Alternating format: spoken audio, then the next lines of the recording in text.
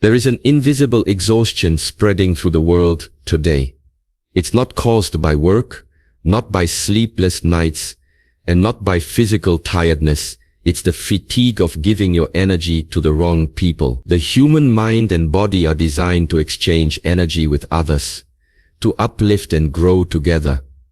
But when that exchange becomes one-sided, when you constantly give to those who only take, something inside you begins to dim quietly. You start to notice that your motivation fades, your focus weakens, and your inner balance slips away. The people you surround yourself with have more influence on your peace than you can imagine. Not because of what they do, but because of the energy they carry and the effect it has on your inner space. The greatest danger in wasting your energy on the wrong people is that it doesn't feel dangerous at first. It feels normal. It feels like kindness, loyalty, or patience. You convince yourself that giving endlessly is a virtue, that understanding others at your own expense is compassion, and that staying silent to keep the peace is maturity. But over time, you realize that what you called understanding was actually self-neglect. What you called patience was actually avoidance. You begin to see how slowly your inner flame has been fading, not because of a lack of effort, but because you kept pouring your energy into people who don't know how to value it. Energy is not infinite. Every thought, every conversation, every emotional reaction consumes part of it. You might not see it leaving, but you feel it. Your body becomes heavier, your focus blurs, and even your joy feels like effort. That is what happens when you invest too much of your emotional currency into relationships that give nothing back. The wrong people don't just waste your time, they dilute your purpose.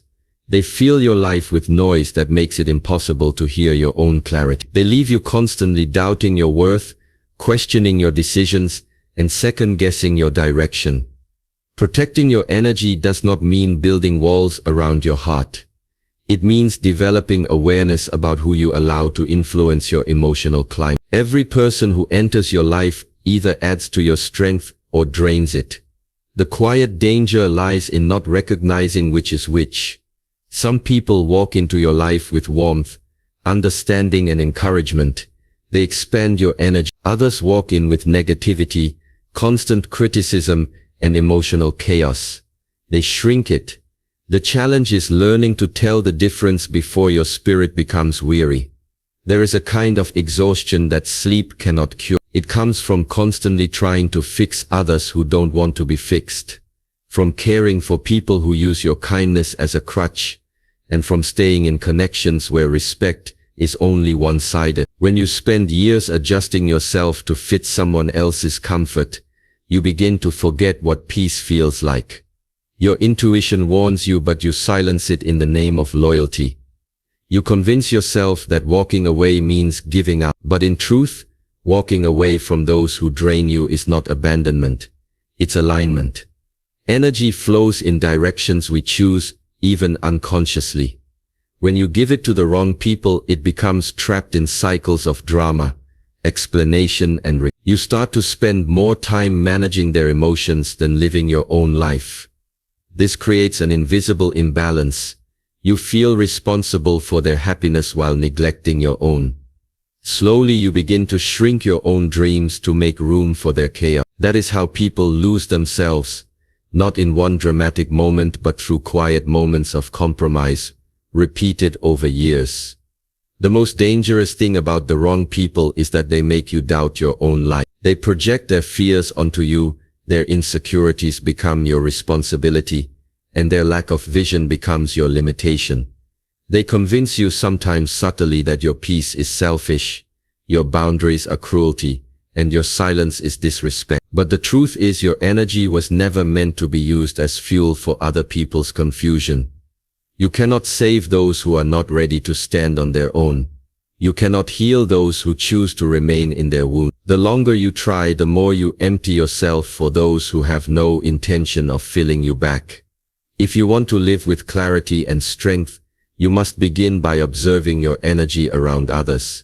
Notice who brings tension and who brings calm. Notice who makes your thoughts race and who makes them settle. Notice who listens with presence and who only waits for their turn to speak. The body always knows who aligns with your peace. It tightens or relaxes depending on the energy around it. That awareness is your compass. It doesn't need logic. It needs attention. The hardest part of protecting your energy is learning to let go without guilt. You were conditioned to believe that good people never walk away, that loyalty means endurance, and that kindness means tolerating everything. But the truth is, wisdom teaches discernment. You cannot carry everyone with you. Some people are lessons, not lifelong companions. Some are meant to pass through your journey to awaken awareness, not to stay forever. When you cling to what has already completed its purpose, you block the flow of new energy that's meant to arrive. You have to stop confusing comfort with connection. Just because you have known someone for years doesn't mean they still belong in your life. Sometimes the most loving thing you can do for yourself and for them is to step back and let the natural distance form, not with anger but with peace. Because what you protect now will shape the energy of your future. Your environment is not just the space around you, it's the people within it. Every interaction either strengthens your focus or scatters it. Every relationship either helps you grow or holds you in place. There is also a quiet strength in choosing solitude over draining company. Silence can heal you faster than the wrong conversation ever could. In silence you recharge, realign and return to your natural rhythm. You rediscover what it feels like to think clearly, to breathe deeply, and to feel whole without needing anyone to fill your space. It's in solitude that you learn the difference between loneliness and peace. Loneliness is a longing for connection. Peace is a reunion with yourself. Once you begin to honor your energy, life starts to shift. The wrong people naturally fade, not because you reject them, but because your vibration no longer matches theirs. You stop chasing understanding from those who refuse to see you. You stop trying to prove your worth in places where it's never recognized. You stop explaining your boundaries to those who benefit from breaking them. This is not arrogance, it's alignment. It's the understanding that energy flows toward harmony, not resistance. Energy is your most valuable resource. It determines the quality of your thoughts, the strength of your discipline, and the clarity of your purpose. When you waste it on people who drain you, your mind becomes cluttered and your progress slow. When you protect it, everything becomes clearer. You begin to attract opportunities, peace, and people who move with the same rhythm as your growth. You start to feel calm even in chaos, because your energy is no longer scattered, it's centered. The real transformation happens when you realize that protecting your energy is not selfish. It's an act of responsibility. You cannot give what you do not have. You cannot inspire love or uplift others if your energy is constantly leaking into places that offer nothing in return. Protecting your energy is protecting your purpose. It's saying no to chaos so you can say yes to clarity. It's understanding that the company you keep is either building your peace or breaking it. So take a step back and look around your life. Who feels heavy? Who feels light? Who adds calmness and who creates confusion? The answers are there if you listen closely. It takes courage to walk away, but even more courage to stay where your spirit is shrinking. Life will always bring people to you, some to teach, some to test, and some to walk beside you. But only you can decide who gets to stay. The quiet dangers of wasting your energy are not in what others do to you, but in what you allow yourself to tolerate. Choose peace over pleasing. Choose alignment over attachment. Choose clarity over chaos. The moment you start valuing your energy as the sacred force it is, everything around you changes. You begin to rise quietly, not because you've gained something new, but because you've stopped leaking your strength into the wrong places. That is how you protect your peace. That is how you grow without noise. And that is how you reclaim the life that was always meant to be fully yours. Every day begins with a reservoir of invisible energy within you. Before you speak, before you move, before you even step outside, this energy determines the quality of your thoughts, emotions, and actions. Yet most people begin their days already weary, not from lack of sleep, but from the invisible wars they fought yesterday and never stopped fighting. These are not battles fought with others. They are battles fought with oneself, against old memories that replay like echoes, against guilt that disguises itself as responsibility, and against the endless desire to be understood by people who have never tried to listen. The weight of silent battles is the heaviest burden a person can carry because it has no visible wounds, no clear start, and often no end, until awareness interrupts it. When you wake up and immediately scroll through your phone, thinking about who hasn't replied, or comparing yourself to someone else's life, you are already giving away pieces of your strength. When you replay an argument in your head that ended days ago, you keep your energy chained to the past. When you keep proving yourself to people who have already made their judgments, you pour your peace into a void. These are small moments that seem harmless, but over time, they drain the life out of you. Energy is like breath. What you waste, you can't retrieve. The discipline of protecting your peace begins with small, deliberate acts of attention. It begins with noticing where your energy goes and who or what makes it leak. Many believe that peace comes from avoiding noise, escaping crowds, or isolating from the world. But true peace isn't found in absence. It's found in mastery. You can live among chaos and still be calm if you know how to guard your internal space. The mind doesn't become peaceful by removing everything disturbing. It becomes peaceful when you learn how not to be disturbed. Peace is not a gift the world will offer you one day. It's a skill you cultivate by how you respond to life. It's the quiet strength of saying no without guilt, of choosing silence instead of unnecessary defense, and of knowing that not every action requires a reaction. There is great power in restraint. When you stop explaining yourself to those who have no intention of understanding, you reclaim your time. When you stop chasing closure from people who were never meant to give it, you create emotional space to breathe again. The truth is, peace disappears in fragments. It's rarely taken from you in one moment. Every time you tolerate unnecessary drama, every time you stay silent when your boundaries are crossed, every time you absorb emotions that don't belong to you, your peace erodes slowly. Protecting your peace is therefore not a single act. It's a daily practice. It's a choice you must renew every morning, every conversation, and every thought. The weight of silent battles is not just emotional. It is physical. The body feels what the mind suppresses. Tension builds in your shoulders. Your breathing becomes shallow. Your posture bends slightly under invisible pressure. You call it fatigue, but often it's emotional clutter, the residue of all the energy you gave away carelessly. To protect your peace means to detox from this weight. It means stepping back from things that steal your clarity. It means pausing before reacting. It means forgiving, not because the other person deserves it, but because your nervous system does. Forgiveness is not for them. It's a quiet form of self-healing. Awareness is your greatest defense. Most people live unconsciously, allowing thoughts to run wild like wind through an open window. But when you become aware, when you begin to question why certain thoughts reappear or why certain people leave you drained, you begin to regain control.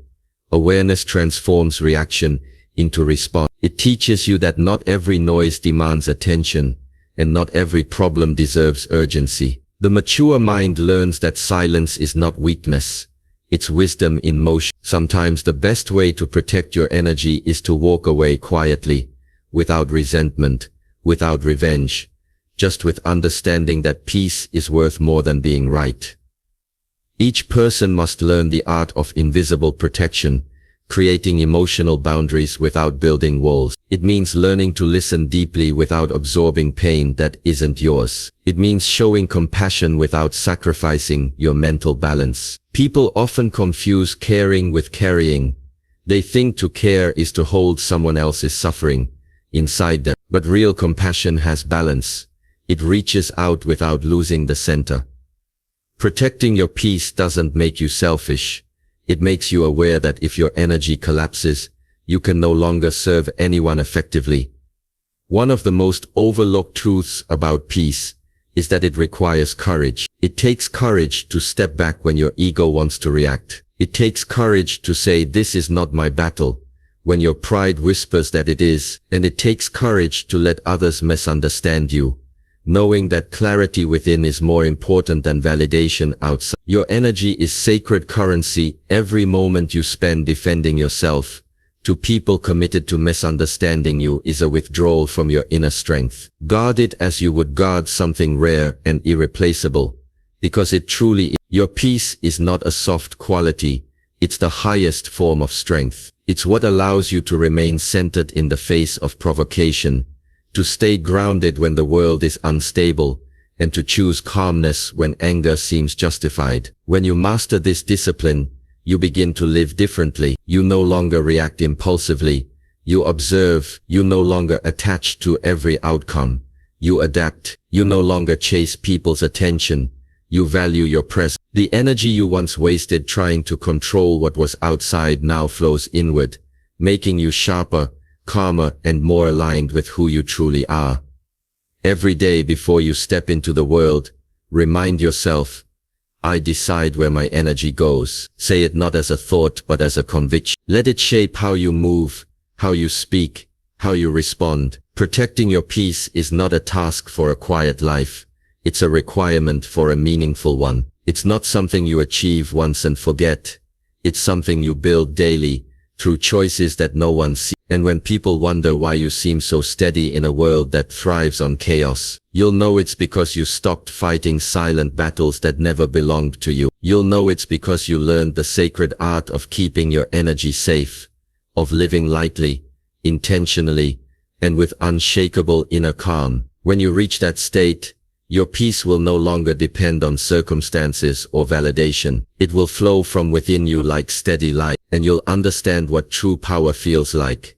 Not the power to control, but the power to remain undisturbed. That is the ultimate freedom. There is a quiet strength in knowing when to hold on and when to release. Most people confuse care with attachment, believing that to love someone deeply means to never let go. But true understanding reveals that the most powerful form of love is often the one that can exist without possession. Detachment is not a lack of emotion, it is the mastery of emotion. It is the ability to remain open, kind, and compassionate, while still maintaining your balance. To detach does not mean to stop caring. It means to stop allowing someone else's chaos to control your peace. It means choosing understanding over control and acceptance over resistance. So many of us hold on too tightly because we fear that letting go means losing.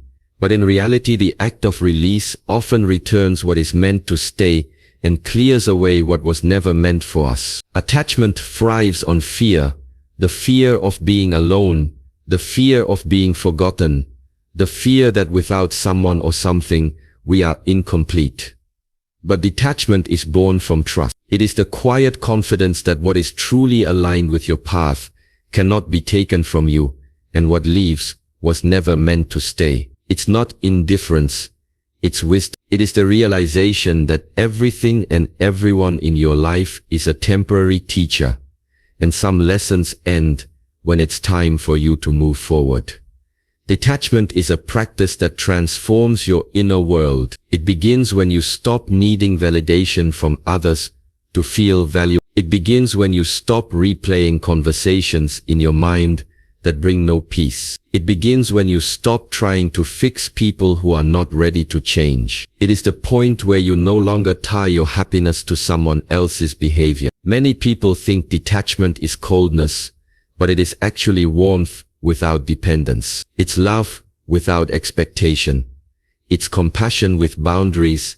It's the realization that you can wish someone well and still walk away if their presence disturbs your balance. The mind loves to hold on because it craves control. It wants certainty, answers, closure. But life is not designed to give you all the answers you want when you want them. Some doors close without reason.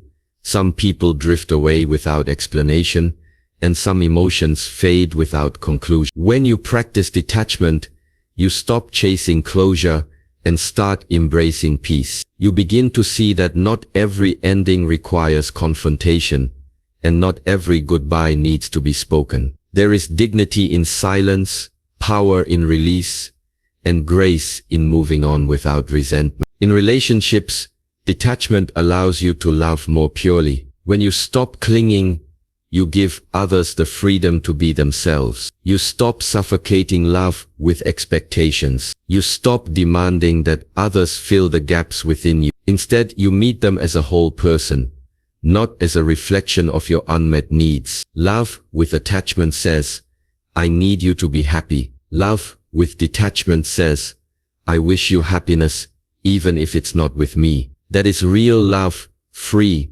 mature, and without fear. It allows connection to thrive naturally, not through control, but through acceptance. The art of detachment is not something you master in a day. It's a lifelong discipline. You will notice moments when you still want to control outcomes, when your heart resists letting go, when you catch yourself hoping someone will change. But with awareness, you start to recognize that peace is found in surrender, not in struggle. You begin to see that letting go does not mean forgetting. It means releasing your emotional grip. You stop fighting reality and start flowing with it. The river of life moves whether you resist it or not. And when you learn to flow, you suffer less. Detachment also applies to your past. So many carry the weight of regret, guilt, and nostalgia. They live more in memory than in the present, but detachment invites you to honor the past without living in it. It teaches you that remembering does not mean returning and that you can appreciate a chapter without reopening it. The past is a teacher, not a home. When you detach from what's gone, you free yourself to experience what's now. You make room for new experiences, new connections, and new parts of yourself that can only appear when your hands are no longer clinging to what's behind you. This way of living is not about escaping emotions. It's about mastering them. It's about being able to feel deeply but not drown in what you feel. You learn to observe your emotions like waves.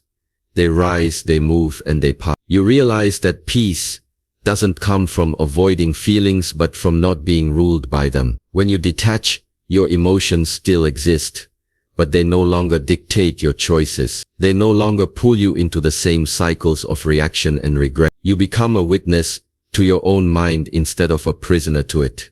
Detachment is also the key to clarity. When you stop forcing outcomes, the right answers begin to surface naturally. You start seeing people as they are, not as you wish them to be. You begin to hear your intuition more clearly because it is no longer buried under noise and need. The fog of emotional dependency lifts, and suddenly decisions that once felt impossible become obvious. You stop asking what if, and begin saying, what's meant to be will be. That's not a phrase of weakness, it's a declaration of strength, a reflection of faith in your own resilience. In the quiet moments when the heart feels the urge to hold on, remind yourself that life's beauty comes from movement. Seasons change, people grow apart, circumstances evolve. Trying to hold everything still only creates pain. Freedom comes from flow. Letting go is not about losing.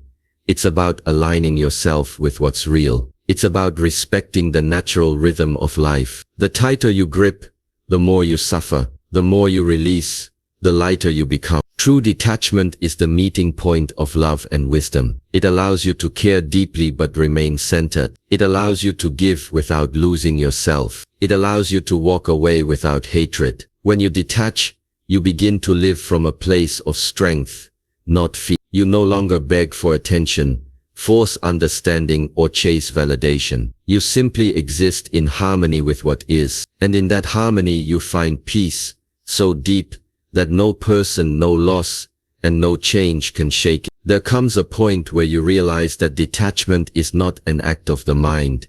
It is an awakening of the heart. It is the quiet knowing that everything in life is temporary, and that nothing needs to be held too tightly to be meaningful. You understand that love can exist in letting go, that compassion can live without control, and that peace begins when you finally stop resisting change. You see that life doesn't take things away to punish you.